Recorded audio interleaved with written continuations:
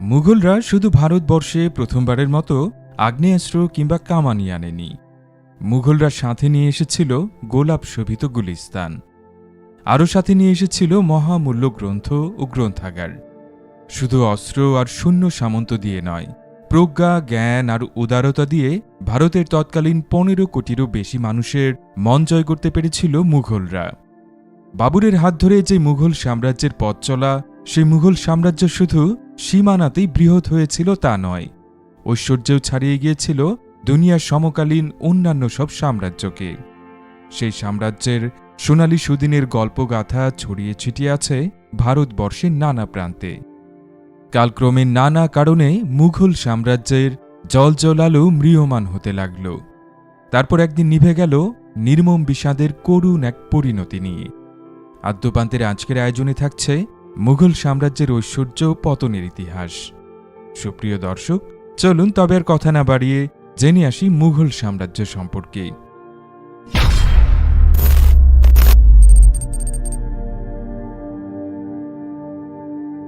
পিতা বাবুরের মৃত্যুর পর মাত্র ২২ বছর বয়সে মুঘল সিংহাসনে বসেন মির্জা নাসির উদ্দিন মুহাম্মদ হুমায়ুন। সন্ধি বিগ্রহ এবং মিত্রতায় হুমায়ুনের দক্ষতা কিছুটা কম ছিল।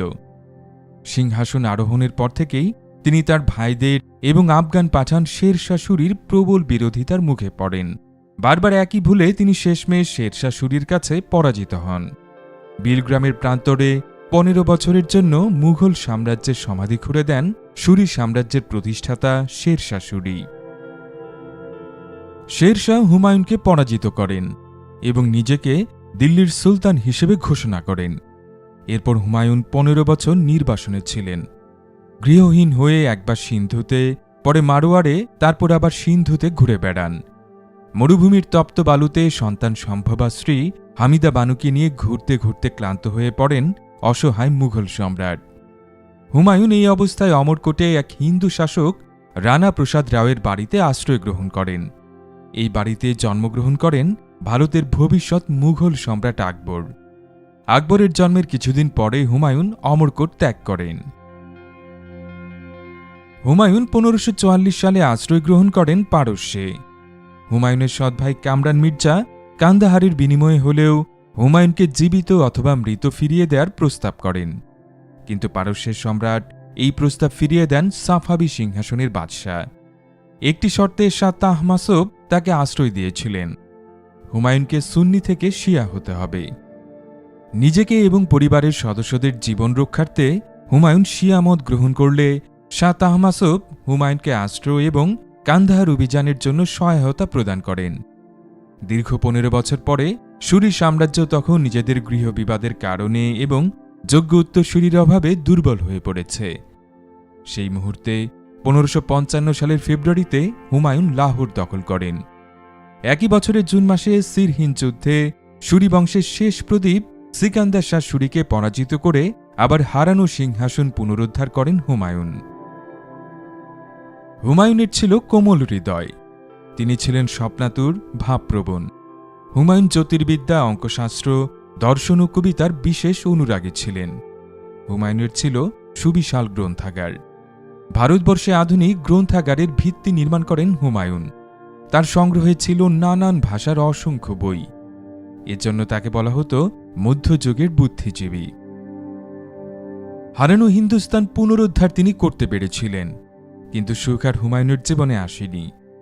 ২৪ জানুয়ারি ১৫৫৬ বই হাতে লাইব্রেরি থেকে ফিরছিলেন, হঠাৎ আজানের ঘোষণা শোনা গেল। ধর্মপ্রাণ সম্রাট তাড়াহুড়ো করে হাঁটু মুড়ে বসতে গিয়ে শটান সিঁড়ি দিয়ে আছড়ে পড়ে গেলেন, আর উঠে দাঁড়ানো হয়নি তার। মস্তিষ্কে গুরুতর আঘাত পেয়ে ৩ দিন পরে মাত্র ৪৮ বছর বয়সে ইহলোক ত্যাগ করেন মুঘল সাম্রাজ্যের দ্বিতীয় বাদশাহ। আকবরের বয়স তখন মাত্র ১৩ বছর। এই বয়সেই আকবর মুঘল সিংহাসনে বসেন, কিন্তু তিনি ছিলেন বিশ্বস্ত বৈরাম খানের সুযোগ্য তত্ত্বাবধানে। সম্রাট আকবর কিছুটা পরিণত হলে তিনি সাম্রাজ্যের সকল দায়িত্ব নিজ কাঁধে তুলে নেন। আকবর সম্ভবত ডিসলেক্সিয়া বা লার্নিং ডিসএবিলিটি অর্থাৎ যে রোগে আক্রান্ত হলে বুদ্ধি ঠিকঠাক থাকলেও পড়তে ও লিখতে সমস্যা হয় এমন রোগে আক্রান্ত ছিলেন। তাই তিনি ছিলেন নিরক্ষর, পড়তে জানতেন না, কিন্তু তিনি ছিলেন জ্ঞান পিপাসু। সমস্ত ধর্মের সার কথা শোনার জন্য তিনি আসর বসাতেন। রাষ্ট্র পরিচালনার স্বার্থে তিনি ধর্মনিরপেক্ষ উদার নীতি গ্রহণ করেছিলেন। মূলত মুঘল সম্রাট আকবরই ভারতের সত্যিকারের ধর্মনিরপেক্ষ রাষ্ট্র ব্যবস্থার ভিত্তি সুপ্রতিষ্ঠিত করেন। তার সময়ে ভারতের শক্তিশালী ও স্থিতিশীল অর্থনীতির বিকাশ ঘটেছিল। মুঘল জ্ঞানমার্গের প্রতিভু বলা হয় আকবরকে।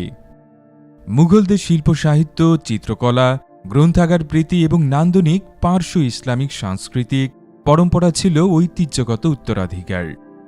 আকবরের ছিল সুবিশাল গ্রন্থাগার। সে সময় বই লেখা হতো হাতে। আকবরের সমৃদ্ধ গ্রন্থাগারে এমন বই ছিল 24,000। তিনি তৃণমূল পর্যায়ে শিক্ষা বিস্তারের জন্য বিশেষ পদ্ধতি গ্রহণ করেছিলেন। নিরক্ষরদের দ্রুত শিক্ষাদানের জন্য 3 সপ্তাহের শিক্ষিত ক্যাম্পেইন চালু করেছিলেন। আকবরের আমলেই বেঙ্গল সুবা বা বাংলা মুঘল সাম্রাজ্যের গুরুত্বপূর্ণ অংশ হয়ে ওঠে। আকবর বেঙ্গল সুবাকে বলতেন মুঘল সাম্রাজ্যের স্বর্গ। সে সময় মুঘল সাম্রাজ্যের সবচেয়ে ধনী রাজ্য ছিল বাংলা। বাংলার কৃষি ব্যবস্থায় আকবর আমূল পরিবর্তন আনেন। চাষাবাদের জন্য নতুন জমি সৃষ্টি করার ক্ষেত্রে আকবর প্রজা সাধারণদের উৎসাহিত করেন। নতুন জমিতে ফসল ফলালে চাষিকে কোনো খাজনা দিতে হতো না। বাংলায় এ সময় সম্রাট আকবর সুফি সাধক পাঠিয়েছিলেন এবং তাদের তত্ত্বাবধানেই পূর্ববঙ্গের জঙ্গলাকীর্ণ অরণ্য একসময় ফসলে পরিপূর্ণ হয়ে ওঠে। আকবরের সময় মুঘল ভারত ছিল পৃথিবীর দ্বিতীয় শক্তিশালী অর্থনৈতিক সাম্রাজ্য। এই সময় মুঘল সাম্রাজ্যের সাথে সমগ্র বিশ্বের অর্থনৈতিক যোগাযোগ সাধিত হয়। নানা অঞ্চল থেকে ব্যবসায়ীরা আসতে শুরু করে। বাংলার কটন শিল্প ছড়িয়ে পড়ে বিশ্বময়। জ্ঞানী, প্রজ্ঞাবান, উদার আকবরের প্রশাসনিক কাঠামো ছিল অসাধারণ। আকবরের মাধ্যমেই মুঘল সাম্রাজ্য ভারতীয় সাধারণ মানুষের মনে জায়গা পেতে শুরু করে। মুঘল ইতিহাসের সবচেয়ে বেশি সময় ক্ষমতায় ছিলেন আকবর। পৃথিবীর ইতিহাসের অন্যতম সেরা এই শাসককে তাই বলা হয় আকবর দ্য গ্রেট বা মহামতি আকবর। ১৬০৫ সালের ২৫শে অক্টোবরে তার ৬৩তম জন্মদিনের ১০ দিন পরে আগ্রায় মৃত্যুবরণ করেন মহামতি আকবর। আকবর এবং তার সভার নবরত্নদের ঐতিহাসিক অবদান ভারতবর্ষে চিরস্মরণীয় হয়ে থাকবে। সকল ধর্মের সহ অবস্থান নিশ্চিত করার জন্য আকবর একটি সংস্কারমূলক মানব ধর্মের প্রবর্তন করেন। নাম দেন দ্বীন-ই ইলাহি। কিন্তু সম্রাট হয়েও এই ধর্মকে তিনি কারো উপরে কখনো চাপিয়ে দেননি। মুঘল সাম্রাজ্যের চতুর্থ সম্রাট নুরুদ্দিন মোহাম্মদ সেলিম বা জাহাঙ্গীর। পিতা আকবরের মতো চমৎকার প্রশাসনিক ব্যবস্থা ছাড়াও জাহাঙ্গীরের শাসনামলে রাজনৈতিক স্থিতিশীলতা, শক্তিশালী অর্থনীতি এবং চিত্তাকর্ষক সাংস্কৃতিক সাফল্য বিদ্যমান ছিল। জাহাঙ্গীরের আমলেই বাংলার সুবাদার ইসলাম খান বাংলার রাজধানী ঢাকায় স্থানান্তরিত করেন এবং ঢাকার নামকরণ করেন জাহাঙ্গীরনগর। প্রথমবারের মতো রাজধানী হওয়ার মর্যাদা লাভ করে ঢাকা। তৎকালীন ঢাকা ছিল মুঘল সাম্রাজ্যের বাণিজ্যিক রাজধানী। সম্রাট জাহাঙ্গীর ছিলেন বিলাসী এবং সুরুচিবান।